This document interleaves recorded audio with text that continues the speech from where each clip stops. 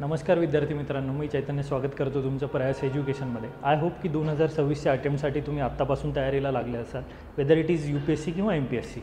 UPSC करत असाल तरी हरकत नाही, MPSC करत असाल तरी हरकत नाही, पण ह्या दोन्हीच्या बाबतीत आपल्याला ऑप्शनल हा कळीचा मुद्दा राहिला आहे. बऱ्याचदा जेव्हा आपण अभ्यासाला सुरुवात करतो किंवा आपण वेटरन पण असलो तरी ऑप्शनल चेंज करायचा का, किंवा ऑप्शनल कुठला निवडायचा, हाच ऑप्शनल घ्यायचा आहे का, किंवा हा स्कोरिंग आहे का, मग ऑप्शनल निवडताना कुठले पॅरामीटर्स कन्सिडर करायचे, नाना प्रकारचे वेगवेगळे प्रश्न आपल्या डोक्यात येतात. आणि बऱ्याचदा आपण मग त्यांनी घेतला आहे, तिने घेतला आहे, सरांनी सांगितलं आहे, भावाने घेतला होता, सिनियरला चांगले मार्क पडले होते, किंवा रँक 1 जो आहे त्यांनी घेतला, किंवा पहिल्या 10मध्ये तिघांचा हा आहे, वेगवेगळ्या गोष्टी आपण लावतो, किंवा माझं बॅकग्राऊंड हे सगळ्या गोष्टी कन्सिडर करतो आणि मग वेगळा काहीतरी निर्णय घेऊन आपण ऑप्शनल चूज करतो. आणि एखाद्या वर्षानंतर आपल्याला असं वाटतं की नाही, चुकीचा निर्णय घेतला आहे.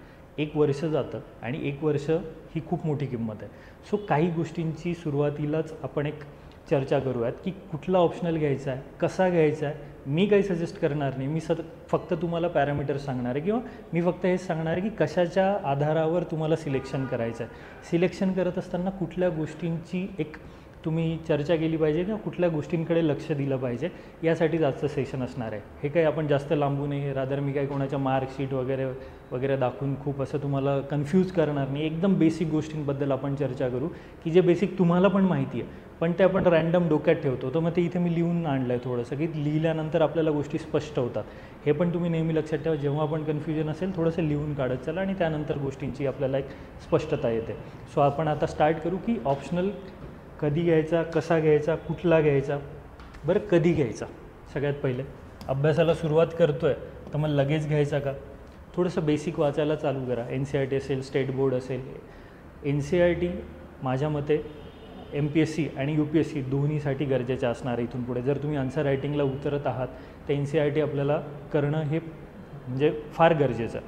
मग NCERT वाचत असताना पॉलिटी, इकॉनॉमी, हिस्ट्री, जॉग्रफी हे वाचताना आपल्याला लक्षात येतं की माझा इंटरेस्ट कुठे आहे, मला काय आवडतं आहे. मग त्याच्यानुसार हळूहळू आपल्या गोष्टी डेव्हलप होत जातात आणि मग एक्सप्लोरेशन थांबलं आपलं स्वतःबद्दलचं, की मग आपल्याला कळतं की हां, मला हे आवडतं, किंवा मला हा जो टॉपिक आहे याच्याकडे माझा कल थोडासा जास्त जातो. सो कधी तर थोडीशी अभ्यासाला सुरुवात झाल्यानंतर, सुरुवातच व्हायची आहे, काहीच वाचलं नाही आणि मी ऑप्शनल डिसाईड करून टाकलं आहे, असं करू नका. ठीक आहे. सो हे एक बेसिक सगळ्यात पहिले का कशासाठी महत्त्वाचं आहे त्याची चर्चा करू. आता GSचं तुम्हाला माहिती आहे की GSचे आपले जे GS 1, 2, 3, 4 आहेत सगळे मिळून 1000 मार्क आहेत. त्यानंतर तुमच्या एसेला 250 मार्क्स आहेत, ऑप्शनलला 500 मार्क आहेत आणि इंटरव्ह्यूला 275. असं मिळून आपली ही परीक्षा जाते 2025 मार्कांची. बरोबर. हे आता हे बेसिक तुम्हाला माहिती आहे, म्हणजे पॅटर्न माहिती आहे म्हणूनच तुम्ही उडी मारताय. बरोबर. या वर्षीचा जो रँक 1 आहे त्या रँक 1ला GSला एवढे मार्क्स आलेत, एसेला एवढे आहेत, ऑप्शनलला एवढे, इंटरव्ह्यूला एवढे आणि टोटल स्कोर एवढा. सांगायचा मुद्दा, आपल्याला कुठेतरी हे टार्गेट करायचं आहे, रँक 1 हेच टार्गेट ठेवायचं आहे. कारण का, म्हणजे एकदम तुम्ही म्हणाल की सर हे काय सांगताय तुम्ही, मी तुम्हाला हे म्हणत नाही आहे की रँक 1 आला तरच मी, म्हणजे रँक 1 येणार आहे ही मला गॅरंटी आहे तरच मी अटेम्प्ट देईल, ह्या गोष्टी नाही आहेत. मुद्दा हा आहे की मोठी झेप घ्यायची तयारी ठेवली तर कुठेतरी आपली खालपर्यंत उडी जाणार आहे. सो हे टार्गेट ठेवायचं आहे. मग हे टार्गेट कसं, तर 425 ॲटलीस्ट GSमध्ये, 125 प्लसच म्हणेल मी, जातात. 140पर्यंत पण स्कोर जातात एसेमध्ये. सो ते ट्राय करायचं आहे. ॲटलिस्ट इथपर्यंत तरी गेलो पाहिजे, हे डोक्यात असलं पाहिजे. 425 GSमध्ये जेव्हा आपण म्हणतो 3मध्ये थोडेफार मार्क कमी येतात, म्हणजे ओव्हर द इयर्स मागच्या 2-3 वर्षांचा जर ट्रेंड आपण बघितला तर GS 3मध्ये मार्क कमी आहेत. पण मग GS 2 आणि GS 4 याच्यामध्ये मार्क तुम्हाला चांगले मिळू शकतात आणि GS 1 तुमचा बॅलन्स पण करतं. सो 425 काही खूप अनअचिवेबल टार्गेट नाही आहे. सो हे पण लक्षात ठेवा. मग इंटरव्ह्यू हा थोडासा आपण ॲव्हरेज पकडला आहे. पॅनल कुठलं येतं आहे, काय येतं आहे, दरवर्षी ती खूप चर्चा असते. या पॅनलला गेलेल्या कॅन्डिडेट्सला चांगले आहेत, त्या पॅनलला गेलेल्या कॅन्डिडेट्सला ग्रिल केलं गेलं आहे, किंवा त्यांचे खराब गेले, ग्रिल केलं आहे पण तरी मार्क चांगले आहेत, बऱ्याच गोष्टी. तर मग हे थोडंसं आपल्या हातात नाही आहे. आपल्या हातात या गोष्टी आहेत. बरोबर. हे पण आपल्या हातात आहे, पण कंपॅरेटिव्हली ह्या गोष्टी थोड्याशा आपल्या जास्त आहेत. आणि मग येतं तुमचं ऑप्शनल 270+, ऑलमोस्ट 330पर्यंत, 325पर्यंत मार्क्स आहेत. 325 हा हायेस्ट स्कोअर आहे. 325पर्यंत मार्क्स आलेले आहेत ऑप्शनलला. जर आपण ह्या पूर्ण 1000मध्ये 300 मार्क जर कन्सिडर केले तर तुम्हीच विचार करा, किंवा 270 जरी कन्सिडर केले तर तुम्हीच विचार करा की ह्या पूर्ण 1000 मार्कांमध्ये ऑप्शनलचं वेटेज किती आहे. साधं लॉजिक आहे ना. 25 ते 30% व्हॅरी होतं. एकच सब्जेक्ट तुम्हाला 25 ते 30% लीड देतो आहे. प्लस ऑप्शनलमध्ये जेवढे मार्क चांगले तेवढी लीड चांगली, तेवढा रँक चांगला आणि तेवढी पोस्ट चांगली. आणि आपण IAS, IPS, IRS किंवा IAS, IPS, IFS यासाठी ट्राय करतो. IRS मिळालं की तिथे पण समाधान मानतो, पण मोस्टली या 3 पोस्टसाठी आपण ट्राय करतो. मग तिथे जर तुम्हाला गोष्टी करायच्या तर हे लक्षात असलं पाहिजे, इथपर्यंत आपल्याला पोहोचायचं आहे आणि याच्यात तुमचा ऑप्शनल हा मेजर कंपोनंट आहे. यावर्षी आमच्याकडे पण जी स्टुडंट होती किंवा गेल्या वर्षांमध्ये पण आम्ही स्टुडंट्सचा एक स्कोअर बघतो आहे, ज्यांना ऑप्शनलमध्ये बऱ्यापैकी मार्क येतात आणि GS त्यांचा या रेंजमध्ये असतो ते लिस्टमध्ये असतात. पण ज्यांना ऑप्शनलमध्ये गडबड होते ते बऱ्याच वेळा लिस्टमध्ये खाली असतात. हे मुलं स्वतःहून कबूल करतात आणि ही गोष्ट अशी आहे की ही खूप महत्त्वाची आहे. त्यामुळे आत्ता डिसाईड करतानाच आपल्याला बऱ्याचशा गोष्टींची काळजी घेणं गरजेचे. चलो, हे बेसिक तर तुम्हाला लक्षात आलं. याच्या पलीकडे काय गोष्टी, म्हणजे नेमकं जो आपला आजचा मुद्दा आपण डायरेक्ट त्याच्यावर येऊ. काय करायचं ऑप्शनल निवडताना? सगळ्यात पहिले इंटरेस्ट, म्हणजे आता तुम्ही वाचायला चालू केलं, जसं मी म्हटलं की सुरुवात करूयात आपण वाचायला आणि मग ठरवूयात. पण मग आता सुरुवात केली, हिस्ट्री पण आवडतं आहे, जॉग्रफी वाचायला गेलो ते पण आवडतं आहे, पॉलिटी वाचायला गेलो ते पण आवडतं आहे. होतं, कारण सगळ्या गोष्टी नवीन आहेत. हळूहळू सगळ्या गोष्टी वाचून झाल्या की मग आपल्याला कळतं की ठीक आहे, हिस्ट्री पण आवडलं होतं पण जॉग्रफीत जास्त इंटरेस्ट येतो आहे, किंवा ठीक आहे जॉग्रफी पण आवडलं होतं पण पॉलिटीत त्यापेक्षा जास्त इंटरेस्ट येतो आहे. मुद्दा इंटरेस्टचा. तुम्ही म्हणाल इंटरेस्टचं काय सर ना, मार्क घ्यायचे बाहेर पडायचं, मान्य. पण 500 मार्कांसाठी जेव्हा एखादा विषय तुम्हाला वाचायचा आहे तो इन डेप्थ वाचला गेला पाहिजे. जर तुम्ही पेपर बघितले तर ते पेपर आपल्याला सांगतात की कशा प्रकारे प्रश्न विचारले जातात आणि त्या प्रश्नांची जर उत्तरं लिहायची आहेत तर ॲटलिस्ट इंटरेस्ट असला पाहिजे. नाही तर मी दिवसाचे 2 पानं वाचेल, बोर व्हायला लागलं, बाजूला ठेवून देईल. म्हणून इंटरेस्ट असणं ही सगळ्यात जास्त महत्त्वाची गोष्ट आहे. मग तुमचा इंटरेस्ट कशात आहे हे पण बघा. ठीक आहे, मग त्याच्यानुसार आपण काही सब्जेक्ट, चलो फॉर एक्झाम्पल आपण म्हणू की जिओ आहे, हिस्ट्रीमध्ये पण येतो आहे थोडासा, त्यानंतर PSIR पण वाटतो आहे मला आणि अँथ्रो पण वाटतं. ठीक आहे, पण मग आता हे 4 तर घ्यायचे नाही आहेत, एकच कुठला तरी घ्यायचं. मग कंपॅरिझन आणखी कसं करू? पुढे जाऊ अंडरस्टँडिंग, की ठीक आहे मला आता हे सगळेच आवडतात किंवा सगळ्यात थोडा थोडा इंटरेस्ट आहे. अंडरस्टँडिंगसाठी थोडासा सिलेबस बघेन किंवा सिलेबसमध्ये काय काय पॉईंट आहेत ते बघेल. त्याच्यावरून काय असणार आहे, काय वाचायचं आहे याची कल्पना येईल आणि ते वाचल्यावर कितपत समजू शकतं याची कल्पना येईल. आता जर मला थोडंसं बघायचं आहे तर जिओग्राफीमध्ये थोडासा टेक्निकल पार्ट आहे, अँथ्रोमध्ये पण थोडा टेक्निकल पार्ट आहे, इथे तुमचा फिलॉसॉफिकल पार्ट आहे आणि हे तर पूर्ण डाटा आहे किंवा क्रोनॉलॉजी, या सगळ्या वेगवेगळ्या गोष्टी आहेत. आणि इथे म्हणजे असं कन्सेप्च्युअल असं वेगळं काही नाही आहे, पण मग सिलेबस खूप मोठा आहे. मग ह्या सगळ्या वेगवेगळ्या गोष्टी आहेत. तर मग सिलेबस बघितल्यावर मला लक्षात आलं की हिस्ट्री तर मी नाही घेत आहे, कारण खूप फॅक्ट्स, खूप गोष्टी, क्रोनॉलॉजी खूप लक्षात ठेवायचं, लिहायचं आहे, वाचायचं आहे, खूप मेजर आहे, इंटरेस्टिंग आहे पण नाही शक्य. मग मी आलो या 3वर, PSIR, अँथ्रो आणि जिओवर. जेव्हा मला अंडरस्टँडिंगच्या बाबतीत पण हे 3 मी शॉर्टलिस्ट केले. मग आता रायटिंगच्या बाबतीत मी PYQ बघेल की कसे प्रश्न आलेत, लिहिता येतात का. अगेन आता एकदम नजर फिरून ह्या गोष्टी होत नाही, मी ते पण सांगेल. पण एक जनरल अंदाज आपण लावू शकतो जेव्हा अंडरस्टँडिंगसाठी आपण सिलेबस पूर्ण बघतो ना. फिजिकल जिओग्राफी आहे की ह्युमन जिओग्राफी आहे, इथे अँथ्रोमध्ये प्रायमेट्सचं आहे, किनशिप, फॅमिली, मॅरेज, असे काही कन्सेप्ट आहेत का. मग ते मला कितपत इंटरेस्टिंग वाटतात, कितपत समजू शकतात, कारण त्याचे जे हेडिंग आहेत त्या हेडिंगनंतर पूर्ण एक टॉपिक त्यांनी बायफर्केट केला किंवा सेग्रिगेट केला आहे. त्यात सगळ्यात मेजर गोष्टी दिलेल्या आहेत. जस्ट आपण एक ओव्हरलुक करूयात. इथे अँथ्रोपोलॉजीचा तुमचा हा सिलेबस आहे. मग आता इथे जर तुम्ही बघाल तर मॅरेजच्या अंडर काय काय आहे, definition and universality, laws of marriage, ह्या ज्या छोट्या छोट्या गोष्टी त्यांनी बायफर्केट केल्या, याच्यावरून तुम्हाला कल्पना येईल की मला कळणार आहे, नाही कळणार आहे, समजू शकतं आहे, नाही समजू शकत. म्हणजे जिओग्राफीच्या बाबतीत जर बघितलं तर पहिले फिजिकल जिओग्राफी आहे, थोडासा टेक्निकल पार्ट आहे, पण नंतर जेव्हा बघू आपण तर काही ह्युमन जिओग्राफीचा पार्ट आहे, जनरल काही गोष्टी आहेत. सो या पद्धतीने थोडंसं बघा की मग एक एक बारीक सारीक गोष्टी जेव्हा तुम्ही वाचाल ना, cultural setting, settlements, regional development, हे सगळं थोडंसं तुमचं ह्युमन जिओग्राफीमध्ये येतं. जेव्हा PSIRकडे जातो आहे तेव्हा इथे थेअरीज आहेत वेगवेगळ्या, किंवा इथे वेगवेगळे आयडिओलॉजीज आहेत, लिबरलिझम, सोशलिझम, मार्क्सिझम, गांधीझम. मग हे थोडंसं मला फॅसिनेटिंग वाटतं आहे, समजू पण शकतं आहे. पण जेव्हा रायटिंगचा मुद्दा येतो तेव्हा मी क्वेश्चन पेपर बघेन. आता इथे वेळेअभावी आपण सगळ्या गोष्टी नाही दाखवू शकत आहे. हे टास्क मी तुम्हाला देतो आहे की ह्या सगळ्या गोष्टी बघितल्या. आता तिसऱ्या टप्प्यावर म्हणजे जिथे आपण रायटिंगची चर्चा करतो आहे की मला जमणार आहे की नाही. म्हणजे आता इथपर्यंत आलो मी, हे 3 शॉर्टलिस्ट केले, हिस्ट्री कट केला, रायटिंगमध्ये मला जमणार आहे की नाही त्यासाठी मग डिटेल मी सिलेबस बघितला, PYQ बघतो आहे आणि त्यावरून अंदाजा लावतो आहे की चलो मला जिओ जमेल, PSIR जमतो आहे, अँथ्रो जमतो आहे, काय जमतं आहे. ठीक आहे, तिथे पण मी हे तीनही ठेवतो, जिओ, अँथ्रो आणि PSIR. इथे पण अजून मला तेवढी कल्पना नाही आली, मला सारखंच वाटतं आहे. मी जसं म्हटलं नाही, एकदम नाही लक्षात येणार तुम्हाला. पण अगेन काही पॅरामीटर्स. आता मला जर विचाराल स्वतःला टेक्निकल माझं स्ट्रॉंग आहे की फिलॉसॉफिकल स्ट्रॉंग आहे, तर मी म्हणेल टेक्निकल. मला डेफिनेशन विचारा, मी पटकन सांगतो, मोकळं होतो. पण काही लोकांचं असं असतं की फिलॉसॉफिकल म्हणजे सॉक्रेटिसला डेमोक्रेसी का आवडत नव्हती हे लिहायला त्याला आवडेल, पण त्यासाठी तुम्हाला ते वाचून, आत्मसात करून, ॲनालाइज करून आणि मग गोष्टी लिहायच्या. सो हे थोडंसं PSIRचा जो पार्ट आहे किंवा फिलॉसॉफीचा पार्ट आहे, अशा ज्या गोष्टी आहेत त्या थोड्याशा फिलॉसॉफिकल वेने जाणार. मग काही लोकांना फिलॉसॉफिकल वेने पण आवडतं, इंटरेस्ट असतो, समजतं लवकर, लिहायला त्यांना छान वाटतं कारण त्यांचा लिहिण्यात तो एक हातखंडा असतो. अशा पण गोष्टी असतात.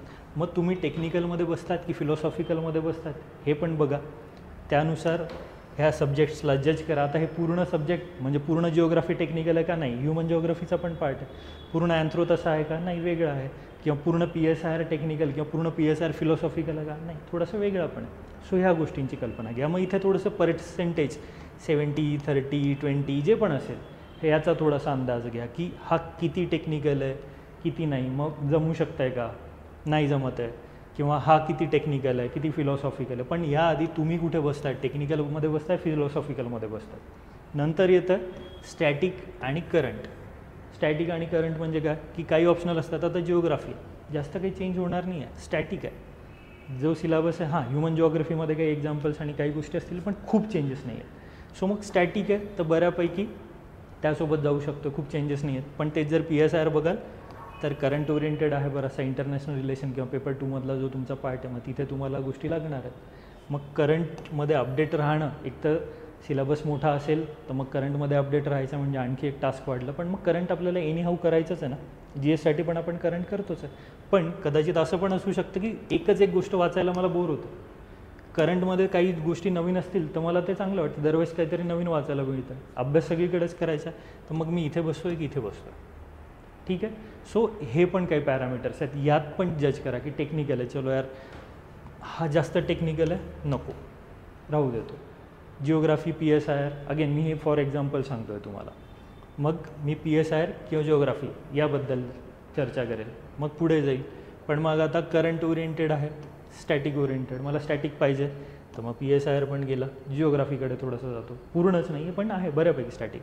किंवा मला करंट ओरिएंटेड पाहिजे, तेच ते नको, मग थोडंसं इथे. अगेन याच्यात पण डिलेमा आहे, आणखी बरेचसे पॅरामीटर्स असतात. इथपर्यंत आपण आलो पण हे कन्फ्युजन संपतच नाही आहे. अजून पण आपल्या पटलावर जिओ, अँथ्रो, PSIR किंवा इथे तुमचा सोशो पण येईल, किंवा जसं मी हिस्ट्री म्हटलं होतं, मी हे एक्झाम्पल देतो आहे, त्यात तुम्ही तुमच्या वेने सॉर्ट आऊट करू शकतात.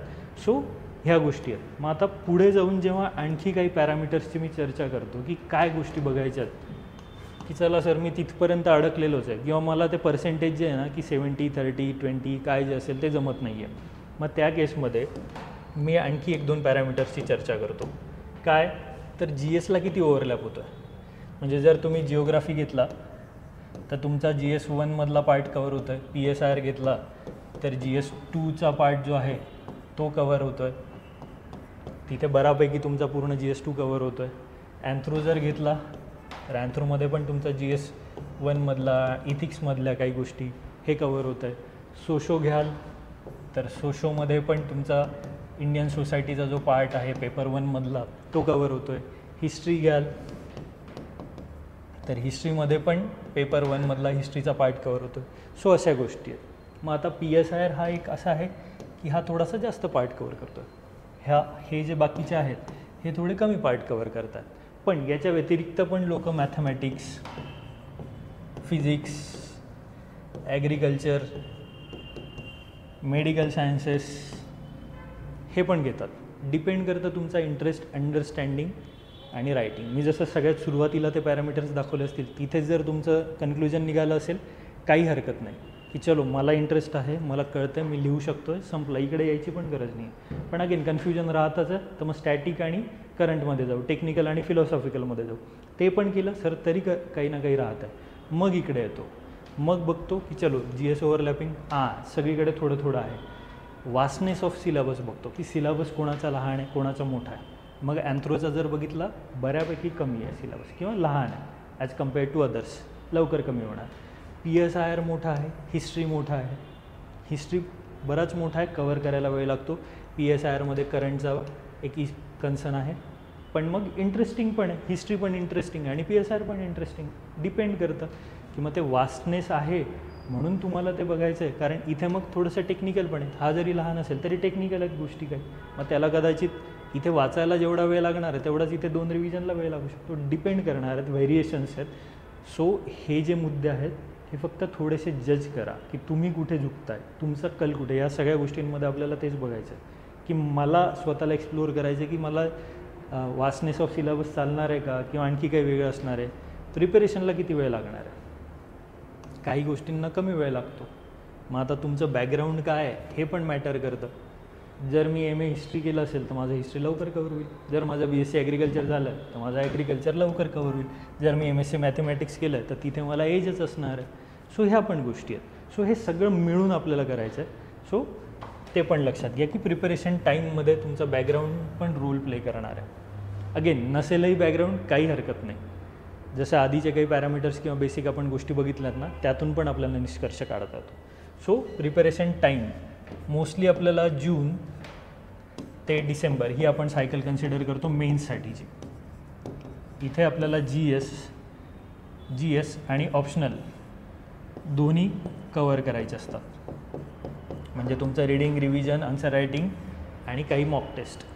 हे जर आपलं डिसेंबरपर्यंत संपलं तर मग आपण जानमध्ये प्रिलिम्सला शिफ्ट व्हायला मोकळं. मग त्याआधी ह्या सगळ्या गोष्टी आपल्याला करायच्यात. म्हणून आत्ता हा महिना खूप जास्त महत्त्वाचा आहे, किंवा रादर मी म्हणेल 10 जूनपर्यंत तुमचा हा डिसिजन झाला पाहिजे की ऑप्शनल कुठला घ्यायचा. त्यानंतर स्कोरिंग आहे की नाही, मार्क मिळू शकतात का, मिळत आहेत का. मग ते आपल्याला दरवर्षीच्या ज्या आन्सर शीट्स असतात किंवा जी मार्क लिस्ट असते त्यातून कळतं की हां बाबा अँथ्रोमध्ये पण मिळत आहेत, जिओग्राफीमध्ये पण येतात, PSIRवाल्यांना पण छान मार्क आहेत, हिस्ट्रीवाला पण आहे किंवा मॅथमॅटिक्सवाला पण स्कोर करतो आहे, ॲग्रीवाला पण आहे, फिजिक्सवाला पण आहे, मेडिकल सायन्सवाले पण आहेत. डिपेंड करतं. कोणते चर्चा असते की कोणता चालतो कोणता नाही चालत, हा चालतो तो नाही चालत. बघा इंटरेस्ट आहे, वाचायला सुरुवात केली, समजतं आहे, लिहिता येतो आहे आणि यातले काही पॅरामीटर्स लावून तुम्ही तो डन केला. त्याच्यासोबत स्ट्रिक्ट राहा. मी जसं म्हटलं ना, मॅथमॅटिक्स घेऊन पण पास होणारी लोक आहेत आपल्या इथेच आहेत, ॲग्रिकल्चर घेऊन पण पास होणारी लोकं आहेत, किंवा जिओग्राफी, PSIR, अँथ्रो, हिस्ट्री हे घेऊन पण, ॲड घेऊन पण, पब्लिक ॲडमिनिस्ट्रेशन घेऊन पण पास होणारी लोकं आहेत. मराठी साहित्य, मराठी लिटरेचर हा ऑप्शनल घेऊन पण पास होणारी लोकं आहेत. सो एकदम हा चालतो आहे तो चालतो आहे याच्या मागे जाऊ नका. पण अगेन जसं मी म्हटलं की स्कोरिंग आहे का, हां तो थोडासा एक क्रायटेरिया बघा की स्कोर्स कुठे येतात. सो ऑलमोस्ट ह्या सगळ्यांची जी आपण चर्चा केली आहे ना, त्याच्यात ऑलमोस्ट सगळीकडे स्कोर्स येतात. नंतर येतं तुमचं बॅकग्राऊंड. माझं इंजिनिअरिंग झालं आहे, माझं आर्ट्सचं आहे, मी मेडिकल बॅकग्राऊंडचं आहे, किंवा मी BSc केलं आहे, किंवा मी कॉमर्स बॅकग्राऊंडचं आहे.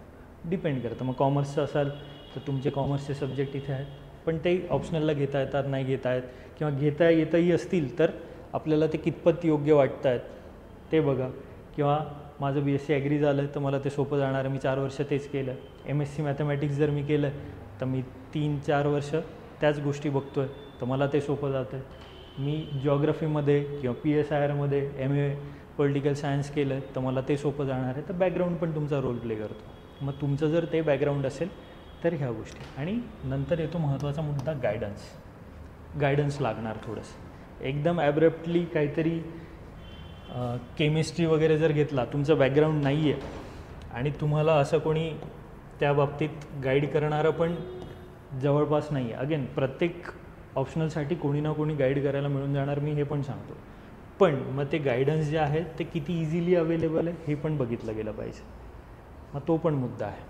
सो हे एक जनरल पॅरामीटर्स आहेत या पॅरामीटर्सच्या बेसिसवर आपण गोष्टी ठरवू शकतो की कसा निवडायचा आहे, काय करायचं आहे, कुठल्या गोष्टी बघायच्या आहेत, तुम्ही कुठल्या याच्यात बसतायत. म्हणजे मी आधी जसं सांगितलं की मला कशात इंटरेस्ट आहे, अंडरस्टँडिंग कशाची चांगली आहे, आणि PYQ बघून मला काय लक्षात येतं की कशाचा पेपर मी चांगल्या पद्धतीने लिहू शकतो. त्यानंतर मी टेक्निकल याच्यात बसतो आहे की फिलॉसॉफिकल मला आणखी चांगला वाटतो आहे. म्हणजे हे वाचायच्या आणि लिहायच्या दोन्ही दृष्टिकोनातून आहे, हे पण लक्षात घ्या. त्यानंतर स्टॅटिक आणि करंट हा पण पार्ट आहे. मग ह्यात मी कुठे बसतो आहे किंवा ह्यात मला कुठला ऑप्शनल बेटर वाटतो आहे. आणि त्यानंतर मग हे जनरल पॅरामीटर्स आहेत की GSला ओव्हरलॅप होतो. आणि हे जे पॅरामीटर्स आहेत ना, म्हणजे आता हे यासाठी दिलेत की कन्फ्युजन आहे मला की सर तुम्ही सगळं सांगितलं, मी सगळं करून बघितलं, पण मला काय होतं आहे की जिओ, PSIR आणि अँथ्रो आणि एक सोशो एवढे तर होत नाही सहसा. कधी 2 याच्यात कन्फ्युजन असतं किंवा जनरल मी ते सांगतो की चलो 3 पकडूयात आपण. मग जर GS ओव्हरलॅपिंग बघितलं तर PSIRला मी 10 देईल, इथे 8 देईल, इथे 6 देईल. मग ह्या वेगवेगळ्या vastness of syllabus, preparation time, scoring याच्या बेसिसवर मी थोडंसं ठरवत जाईल की काय कसं जमतं आहे. अगेन हे रिलेटिव्ह आहे, म्हणजे हे एकदम स्ट्रिक्ट राहून इथे काम करायचं असं पण नाही आहे. जस्ट ह्या गोष्टी आपल्याला बघायच्या आहेत. कारण मग एखादं माझं बॅकग्राऊंड जास्त असेल तर मग बॅकग्राऊंडचेच 10 इथे होऊन जातील, इथे 0 येईल, इथे 0 येईल, झालं. ह्या पण गोष्टी आहेत. सो हा एक कम्युलेटिव्ह डिसिजन असेल. आणि एवढं झाल्यावर पण जर कन्फ्युजन तसंच राहत असेल तर त्यासाठी